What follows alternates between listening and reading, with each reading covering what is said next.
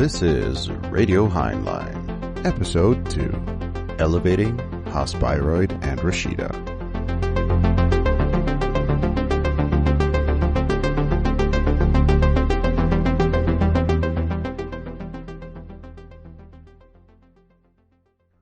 Welcome to the second episode of Radio Heinlein. I'm your host, Michael, and in this episode we're continuing our dive into Elevation, the upcoming foundational core set for Netrunner.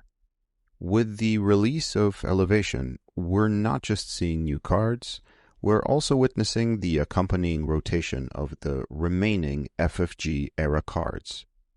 Last episode, we explored the impact of rotation on the runner side, focusing on Shaper. This time, we're shifting to the corporation side, focusing on Haas-Bioroid. With Haas-Bioroid losing a great deal of staple cards, we ask, where is the faction headed? We also address the unavoidable question when discussing the release of Elevation: what happens to the corporations, and Haas-Bioroid specifically, when Rashida Jahim rotates? To discuss this and more, I was joined by two great guests, Bridgeman and Minstrel, both players with deep insights into Netrunner's past and present. I'll let them introduce themselves further. Enjoy the episode. I'd like to start with the introductions. Bridgeman, why don't you go first? Hello, I'm Bridgeman, or Finn, and well, I guess I'm a big fan of Netrunner. I've been playing a lot of Netrunner, especially not as much this year, but like the 5 years before that, pretty competitively. Played in a lot of world championships, continentals, that kind of stuff, intercontinental championships. And also, I've been doing a bit of streaming about the game, talking about decks and the strategy and deck building, like basically ideas about the game. Yeah, good to be here. Hello, I'm Minstrel, or Simon. I have been playing the game for a couple of years now, but we've mostly focused on competitive scene for the last 2 years, maybe. I have not had an extensive experience with the FFG era of Netrunner outside of reading up on it and watching the old VODs to see how the game looked like in the times before. So I would like to jump in straight into the numbers of what cards will be rotating, which cards are popular, which are used over in the Netrunner DB decks, and see which influential and frequently used cards are going to be going out with the upcoming rotation that is coming with Elevation. I think that just like in the last episode, we should focus on one faction, and my suggestion is that we go with Haas-Bioroid as the faction of choice. Now, looking at Haas-Bioroid, let's not necessarily go as far as the first restriction list where currents were banned, but maybe since 2022 in September, you can already see some trends which I think largely are intact all the way up until today. There's been some variation, of course, but there are some cards that have been more or less stable as cards that will rotate and yet are present in a lot of Haas-Bioroid decks. Now, setting aside a neutral card, which I know we will have to talk about, the Haas-Bioroid faction cards, which I'm thinking of, are such cards as Ikawa Project Vitruvius, Magnet, Eli, Maryland Campaign, Gatekeeper. There are some other ice as well. Hyperloop Extension was for a while a big deal, and of course such cards as Biotic Labor. But I think that all of those we will get to. There is much to be talked about with respect to the various Haas-Bioroid cards that are rotating, that are that are central to a lot of decks. But there is one card which, if we don't talk about it, the rest of the conversation will probably be hanging in a weird space. And that card, for anyone who has been playing for a while now, knows is Rashida Jahim. Every other podcast and every other commentator about the game has already been speculating a lot about this card, what will happen when it rotates, the implications, and so on. But for those listeners that are not familiar with not necessarily the card you can just go look up. It's an asset which if it's around for the start of the turn, you can sacrifice it. You get a bunch of cards, you get a bunch of credits. Not so much the card text, but can you guys elaborate a bit for the listener? What does Rashida Jahim mean broadly as a tool in Haas-Bioroid decks during the past, honestly, couple of years? And maybe also broadly, like, what does Rashida Jahim bring to corporation decks that makes this asset so central, so ubiquitous? How are you feeling, Minstrel? Do you want to go first? Should I? I think I can start and represent it broadly in wide strokes. I think that Rashida Jahim could be called a tempo-defining card for Corporation and for Haas-Bioroid as even more than the others, with ASA as well as PD being so broadly defined by how quickly they want to end the game, and Sports Metal before them. Well, we can see that it's not sharing the metagame spot that it once shared. It's a card that sets up the corporations to finish games much quicker than they would be able to without resolving one of the copies. It's also a very snowbally card where resolving the first copy quickly can set up the next ones to show themselves up and keep the train rolling. So the loss of it will, in my opinion, broadly affect the pace of the game. The decks will have to get ready for longer games to set up for not being able to finish them in 6, 7, or 8 turns as it was with PD for a long time, for example. Yeah, I think those are like good points broadly. There's few cards that bring like as much value in just one card as a Rashida Fire does. So it definitely, like, yes, it speeds up the game, but it also puts more pressure on the runner to interact early. So in general, yes, without it, like, we will see slower games. Or you have to design the game, I guess, in a way where you try to somehow like speed up corps in general, but that's like, I guess, very hard to do. You have to create multiple cards to compensate for one card leaving, or create a similarly powerful card. Also, I think one little note specifically for HB, you mentioned Sports Metal, which is great. It's an ID that benefits from getting rolling fast, but ASA has some tricks as well. If you overdraw with ASA to like 9 cards, you can still get down to 5 by the end of your turn. PD has a similar thing with like the extra hand size, but also Haas-Bioroid in general benefits from getting valuable cards into archives quickly, because you have ways to get them back with your ice. So like Drafter becomes a nastier face check once there is a good card in archives. And there can actually be early game situations where Drafter is really bad because you don't yet have anything in archives. So the quicker you can get a Rashida there, the better. So there's like some subtle nerfs. And also PD overall gets kind of nerfed by Rashida leaving, because there are quite a lot of cases where you seamless out an agenda as PD, and instead of getting the seamless back, you get Rashida because you just need more gas. So yeah, those are, I would say, like the faction implication. HB really enjoys this card. All of the corps do, of course, but yeah, HB really does. I guess a question I have, because you touched upon a thing there, Bridgeman, which was if this card goes, either one, and the implication of this card going being that, as both of you described it, there will be a tempo shift.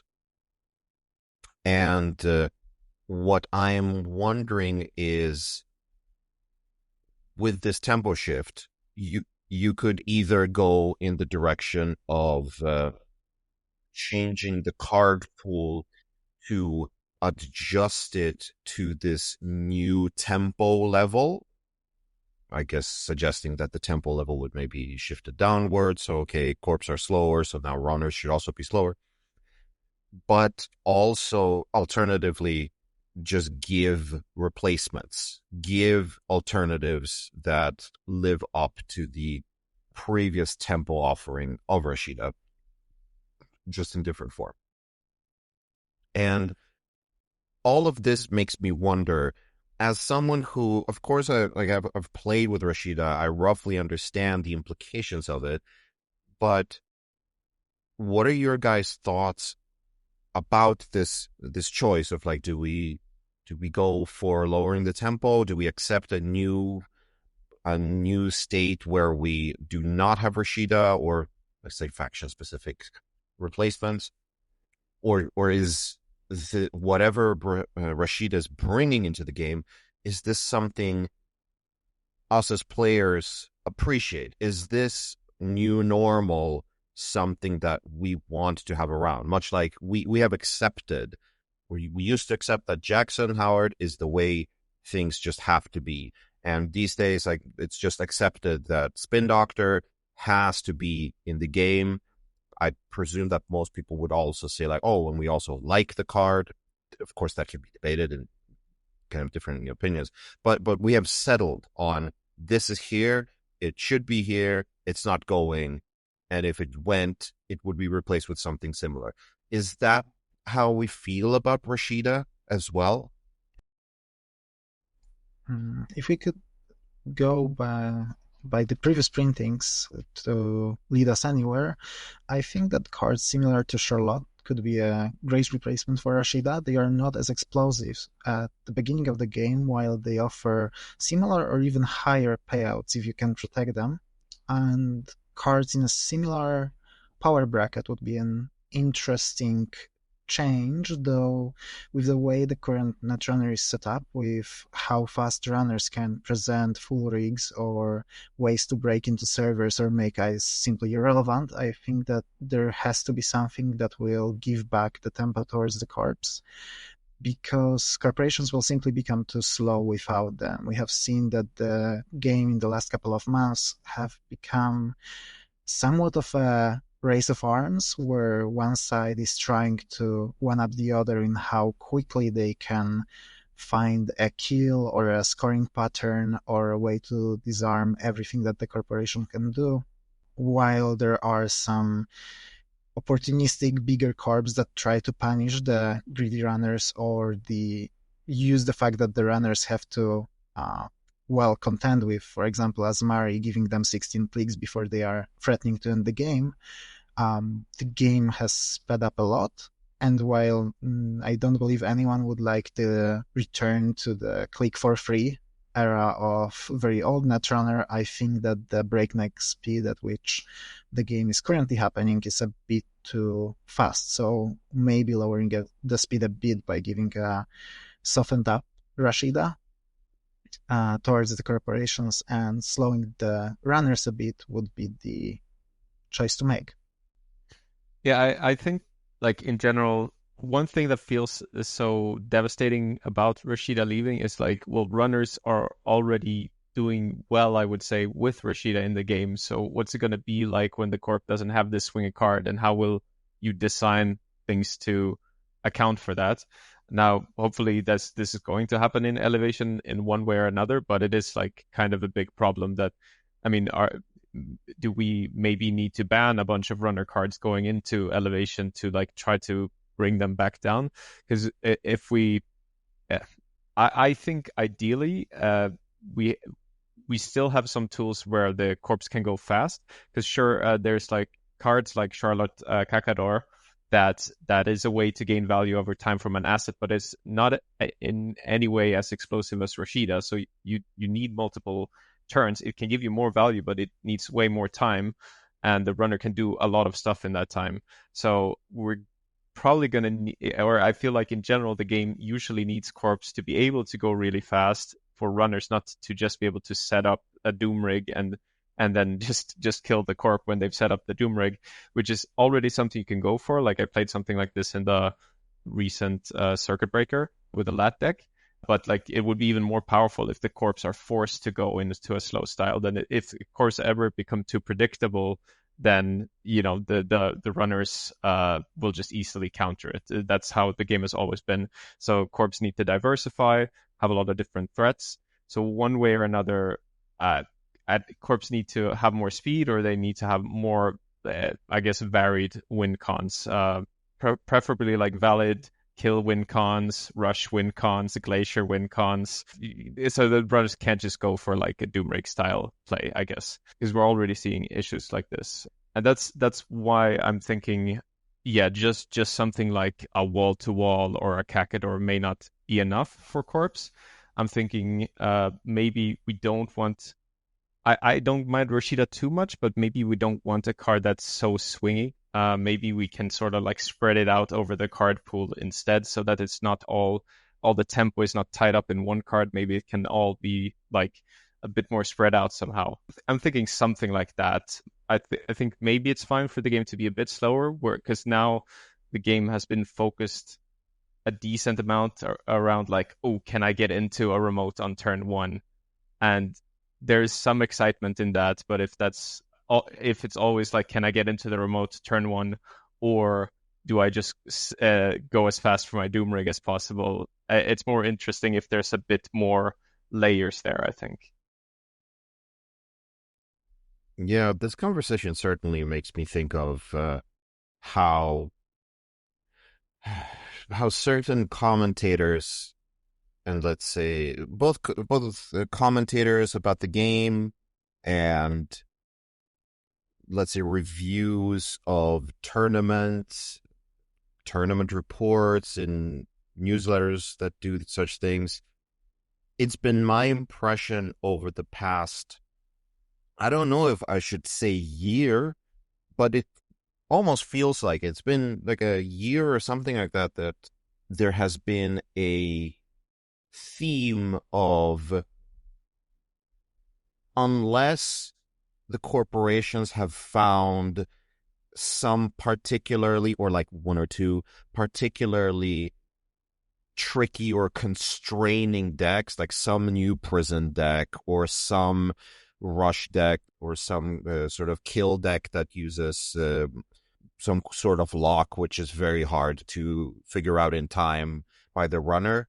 If it's not that, then I've gotten the feeling that there's been a meta after meta and meta after meta where the corporations have, even if they've been on a roughly 50-50 win rate, and I think that was roughly, if I recall, Ysengrin's video on summarizing the last year, we've had a relatively stable and even win rate of the two sides, but nonetheless, it has felt like the runner, what you guys mentioned, the flexibility of how to get into servers and attack the corporation has been so powerful and so varied in the ways that it can be achieved, that whatever the latest, most set of strongest runner decks are, the corporations have just been scrambling to find any tricky way of just squeezing out a victory.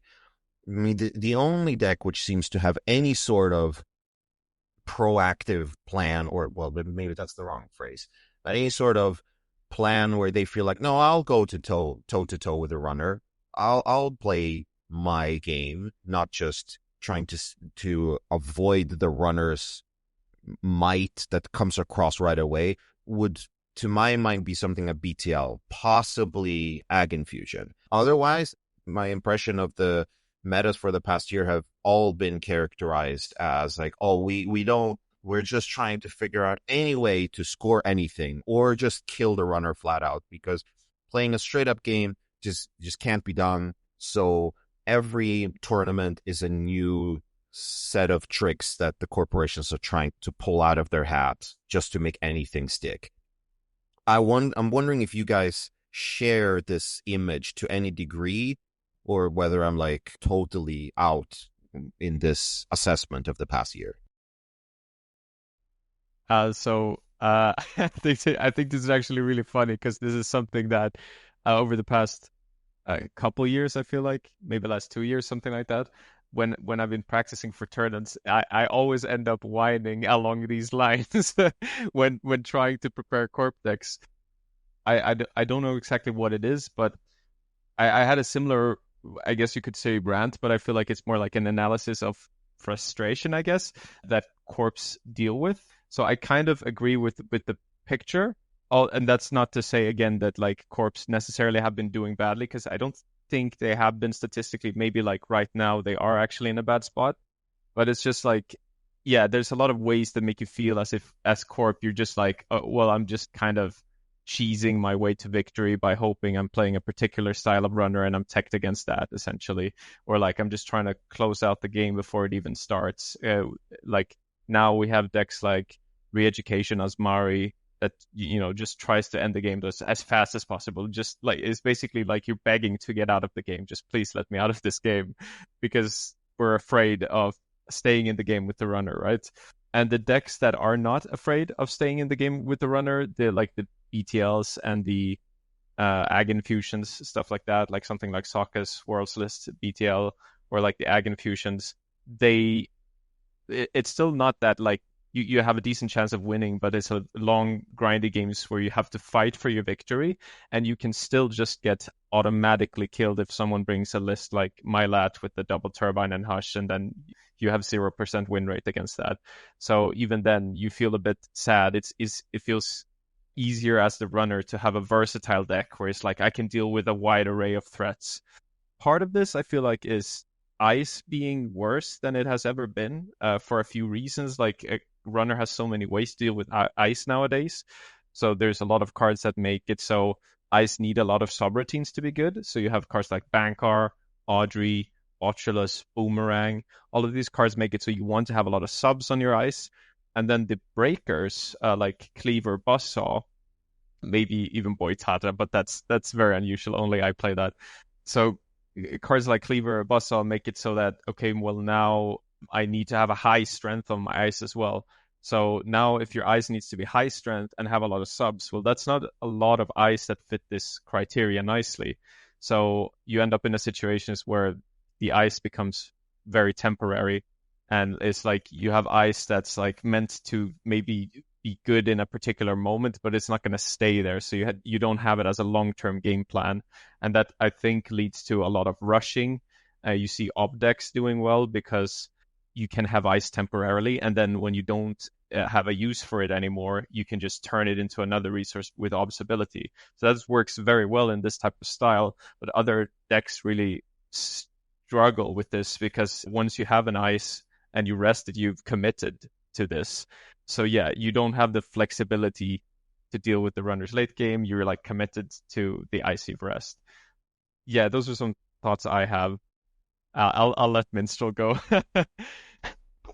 Yeah, one more big thing that you haven't mentioned yet is the addition of crew to the game, which with combination with charm and bunker makes it so that you cannot really defend yourself properly in either way. Bunker being an excellent answer to your cheap low subroutine eyes just running for free for your gatekeeper and drafters of the world pings, and pretty much even any bigger eyes the first time, just forcing the corporation to rest the Anansi. The price of even 6 cards from the hand can be tolerated, knowing that the spider will be dealt with a simple combination of 2 cards and 5 credits, not a turn or two after, which makes resing any type of ice really a really awkward proposition, which, as again I'll reiterate, leads to decks that are either not interested in playing a long game, so they are not allowing the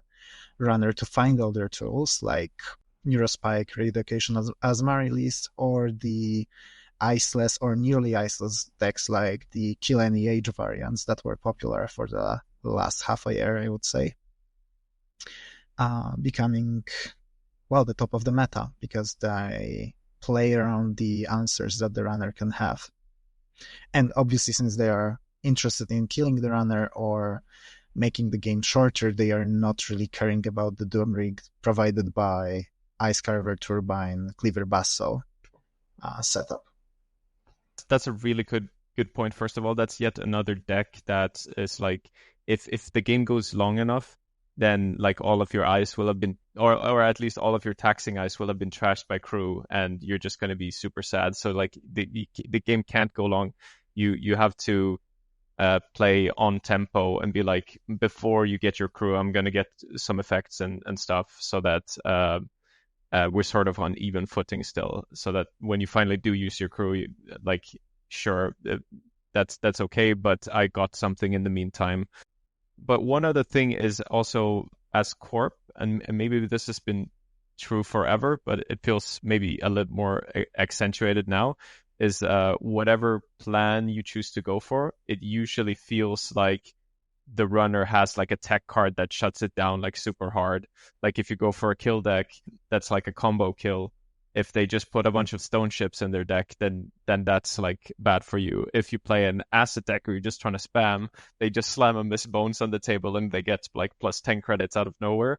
So there are all these really powerful silver bullet cards that kind of just like killed certain corps. And you don't usually, I feel like you typically don't really see that on the corp side, where the corp has a card that just like kills a whole runner. So it feels, I think that's part of this feeling that the corp, that the corp is always like, feels more niche and weak against a lot of runners, is that you don't have these cards that just like shut down a certain type of runner.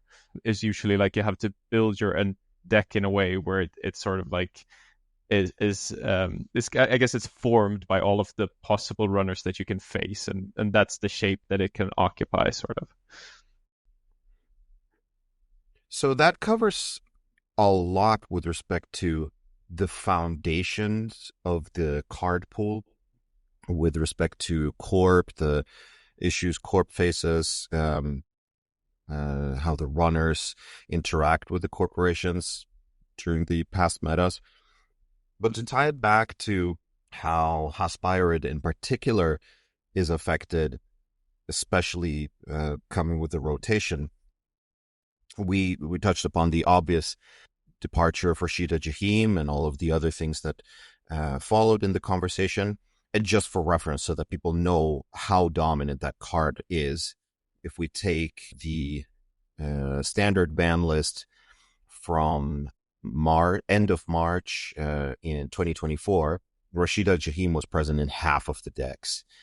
And if we look back in a list, the ban list from 2023, in September 2023, or August rather, Rashida Jahim was up in almost 68.6% of the deck list. So like huge amount. So that's why we just needed to talk about it and the implications of it.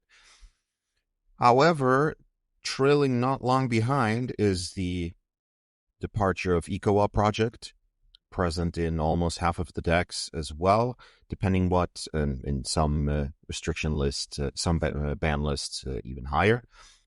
I don't know if you guys consider EcoA project, because that seems like it's a defensive agenda, and I don't know if it's much to be said there, because either they print a defensive agenda or not, and if they do, then I suspect that it will simply be something similar.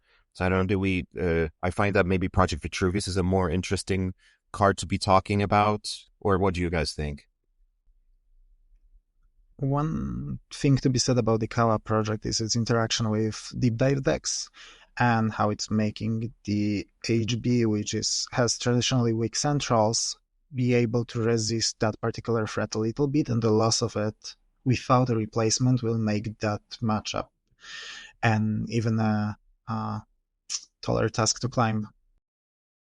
I'll just add that Ikawa, like, for a long time, people were just playing Global Food Initiative on some people were trying Ikawa, I guess, and then when the Global Food Initiative rotated, people were kind of surprised, I think, at how decent Ikawa was. Like, everyone was like, well, maybe it's not as good, but this turned out to be surprisingly decent, just because how quick these decks were sometimes.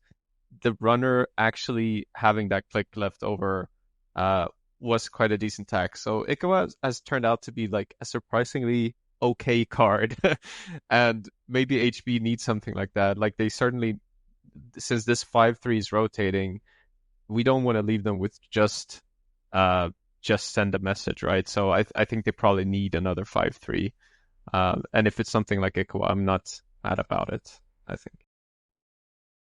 What are our thoughts about Project Vitruvius then?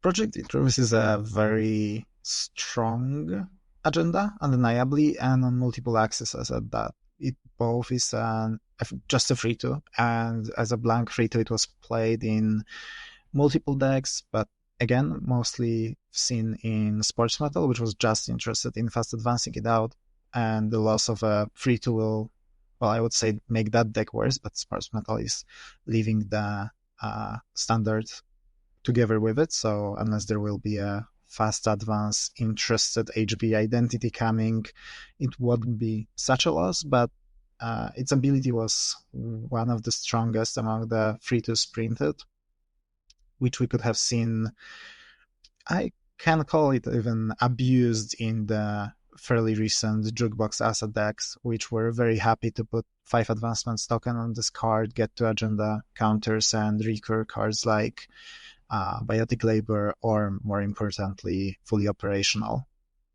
Asa going to might not matter as much, but the card was certainly a powerhouse to be reckoned with.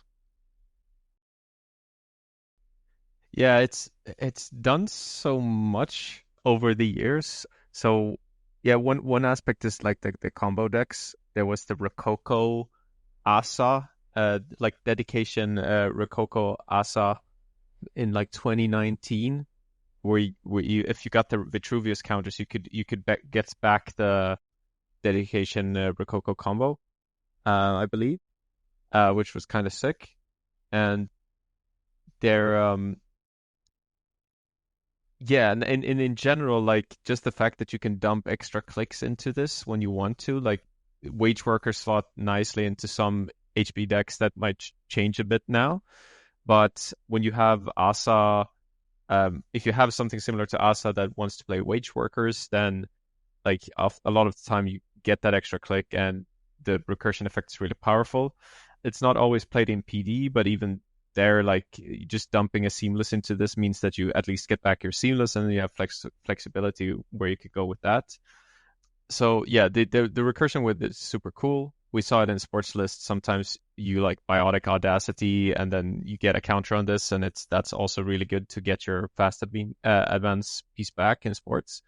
But yeah, sports is rotating, Asa is rotating, MCA even is rotating. So a lot of cards that you might use with this are like leaving, I suppose. Now, about the fact that it's a 3/2, that is really important, I think, for each faction to have its 3/2 the way the game is designed right now.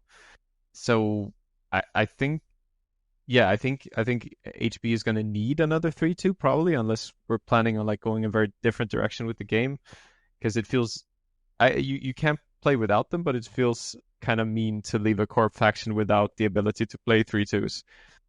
The fact that you can never advance them, the fact that you can fast advance them, unless HB gets a replacement for Biotic Labor, you don't have an in-faction way of doing it, perhaps, except like something like base, but nobody plays that.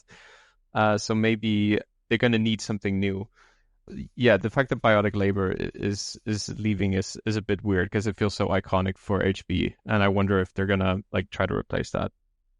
Well, maybe not directly, but thanks to the free-to leaving and how important they can be to a faction, we fairly recently received a card like Greasing the Palm and a couple more tag adjacent HB cards. So maybe the idea with the HB going forward, it will be that fast advance will stand behind the tags, and the corporation will somehow get the access to more of them to enable those strategies slightly more reliably.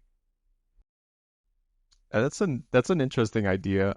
I think of Elevation as like it's going to be like a foundational set, where I think and we talked a little bit about this maybe on the last episode, that typically when you have sort of like, I don't know, a foundational set, you want like core pieces to be in there.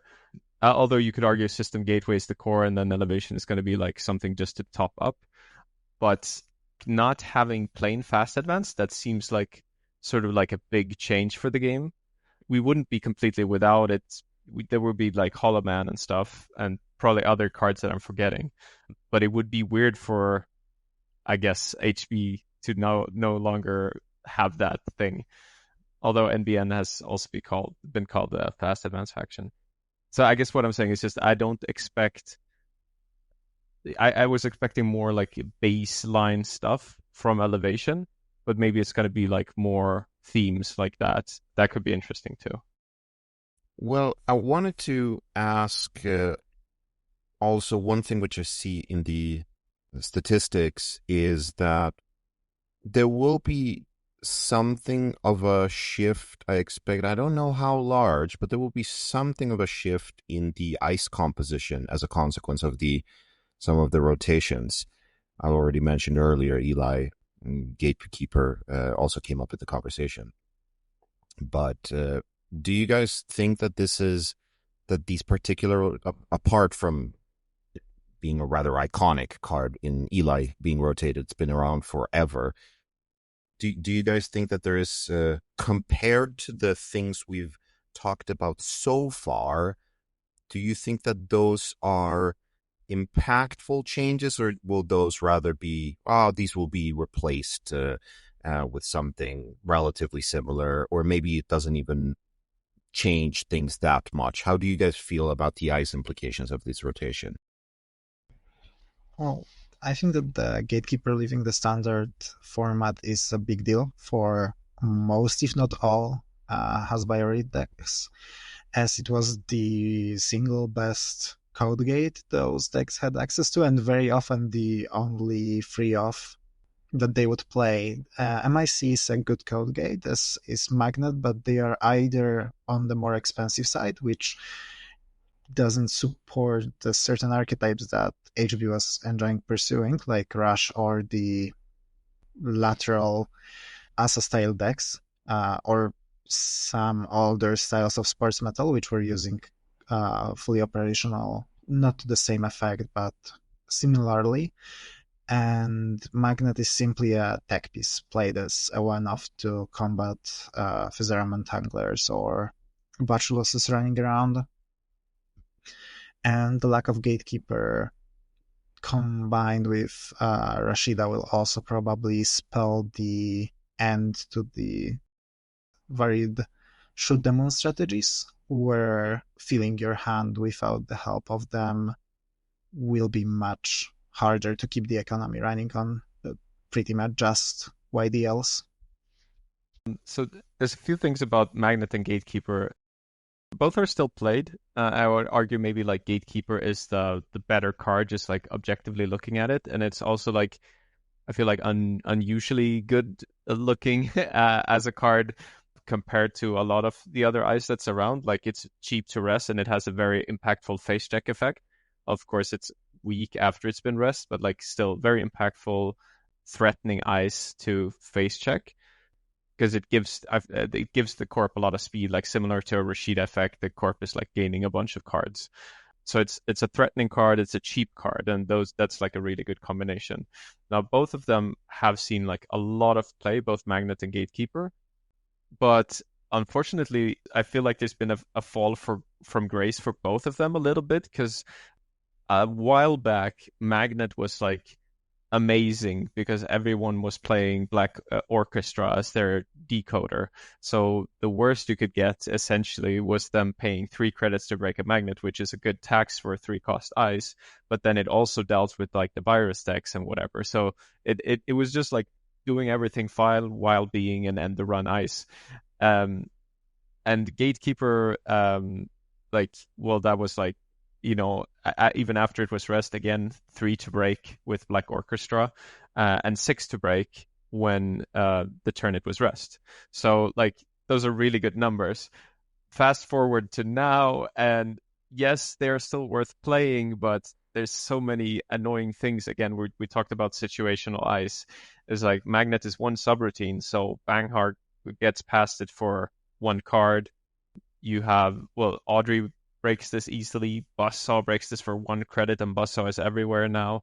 So now Magnets is starting to feel like a card that you only play as like a one-off to deal with an annoying Trojan, but even then, it's not a permanent solution. It's more like, well, I play it in my OB or something so that I can tutor it out for this specific situation. And the Gatekeeper, again, also for kind of the same reasons, Bankar, Buzzsaw, Botulus is not as good as it used to be. I would say it's still impactful. I doubt there will be a card as good as Gatekeeper, if that makes sense, coming into Elevation on the ice side. Although I think we need better ice, or at least we need ice breaking capabilities to be worse. Magnet rotating isn't that impactful because in my opinion, because I feel it isn't that good as is, but it's going to make Trojan decks even worse unless we get something similar, I guess, because Botulus is already a really good card, and without Magnets, Botulus is like going to be even better. I guess the only annoying thing for it to deal with at that point would be Maverus to do mid-round purging. Yeah. Yeah, just adding to that, I think that Gatekeeper might be even worse hit by the printing of and ubiquity of Bankar, because usually you could at least count on it being a taxing piece of ice on the turn you rested against Basso-based rigs, where the first run through it, especially without Turbine, could cost, I believe, 10 credits. And that just wasn't sustainable, which meant that a single Gatekeeper was very often enough to keep out a runner counting on only their Basso. With printing of Bankar, that pretty much became impossible unless it's obviously standing behind something, and then it doesn't play the role of a singular ice protecting a server all that well, but nothing really does against Bankar. Yeah, someone who was playing PD quite a bit in, what was it now, 2023. I didn't end up bringing it to Worlds because even though I'd been such a fan of it, like I felt like the more people played, the more people realized how to abuse the ice suite of it. So the Magnets could become bad from the Banghars. Same as for the Gatekeepers, you could almost always force the rest of a Gatekeeper too early, or through a Bankar, or make it worthless with a Bankar if it wasn't the backcourt ice on the server. So it was very hard to get your ice positioning right, as in a way where like your ice would be taxing. And then like the nail in the coffin was that even your strong ice like Bran could get hit by crazy cards like Begamot, where suddenly they didn't do anything. So yeah, it ties into the discussion about in general corp ice problems that we talked about previously. I think I'll want to close with the question of looking at what's rotating out, also considering the conversation we've had so far. Is there something that you guys are hopeful for Elevation introducing for Haas-Bioroid, or just generally, let's say, shifting in the faction of Haas-Bioroid in some direction to make the faction more enjoyable or more powerful or less powerful, whatever you like? Is there something that you think like, oh, if they did this in Elevation, and this could also be accompanied with, like, we talked even about, like, maybe stuff needs to be banned for after Elevation comes out to fix certain aspects of the metagame. Like, what are some wishes you have which would go in the interest of the Haas-Bioroid faction broadly? It doesn't even need to be power level. It can be like, I just would want the gameplay to be shifting in some direction. Please print these cards or do these things. Any thoughts? For power level and general game health, I would say I would enjoy seeing something on the runner side tempered, at least. in a way to stop the omnipresent answers that the runner can produce. And on the corporation side, well, for Haas-Bioroid itself, I would enjoy seeing the niche themes explored a bit more, but seeing as it is somewhat of a core set, I can just selfishly hope that something that will work with my favorite idea of the faction mirror morph will work. And I have no idea how that would look, but give me something with a click on it. That's my wish. I agree. I agree with the runner wish, and it feels like even though the game is interesting now, I feel like I would like a bit of a reshuffle of how we think about how we want to get through ice and how ice should be designed.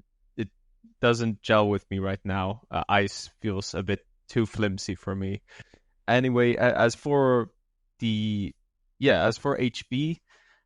that's a good question. I think so. HB is supposed to be like the tempo value kind of faction, like just kind of raw power, or like raw tempo.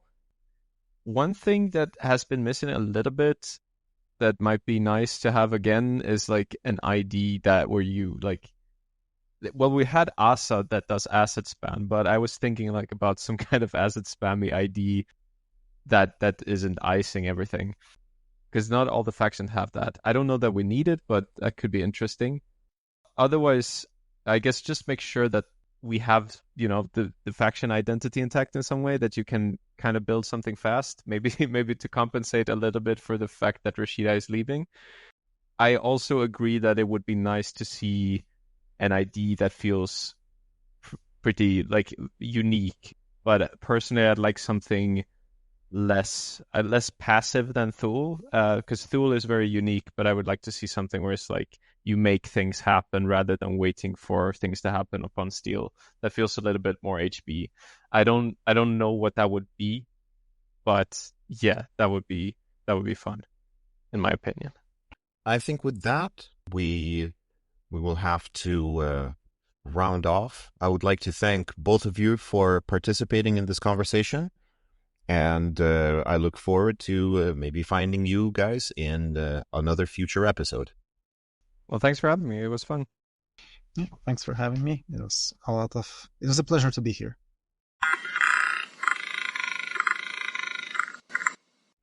And with that, we wrap up episode 2. Another big thanks to my guests, Bridgeman and Minstrel, for sharing all of their insights. If you enjoyed this episode, feel free to share it with a friend. If you want to hear more, make sure you subscribe. The music for this podcast is Mystery Things by Kjartan Abben. This is Radio Heinlein. Runners, run boldly. SysOps, stay vigilant.